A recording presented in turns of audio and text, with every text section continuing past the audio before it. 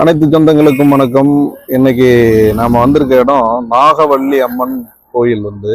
இது சீமுஷ்ணம் போற வழியில மேல்புள்ளியங்குடிக்கு அருகாமையில இருக்குது. இது சாய்பாபா கோயில், இதுக்கு பக்கம்தான். இந்த ஆலயத்தினுடைய வழிபடக்கூடிய நமது நண்பர் அழைப்பு எடுத்திருந்தாரு. அதனால இப்ப இங்க வந்திருந்தோம். மிகவும் சக்தி வாய்ந்த கோயில் இது. இதுதான் ஆலயத்தினுடைய உள்ளமைப்பில் உள்ள அம்மன்.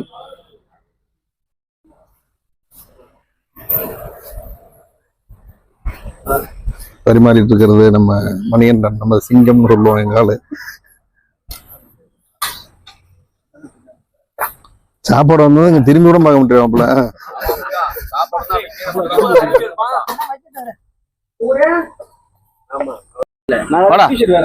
அனைத்து வழிபடக்கூடிய நமது நண்பர்கள்ட்டையும் அதை பத்தி முழுமையா தெரிஞ்சுப்போம்.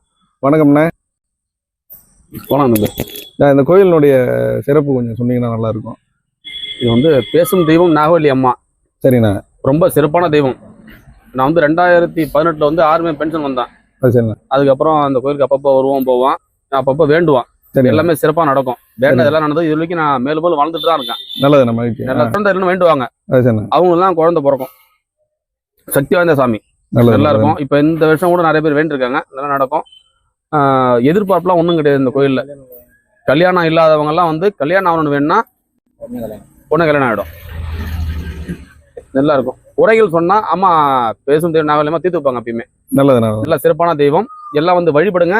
சீரும் சிறப்பும் எல்லாம் நல்லா இருக்கும். அதனாலதான். ஏன்னா என்னோட அனுபவத்தை சொல்றேன். உண்மையிலுமே இந்த கோயிலுக்கு நல்லா இருக்கும். உண்மையிலுமே. சரிண்ணா. நல்லதுண்ணா. நன்றி. வணக்கம்.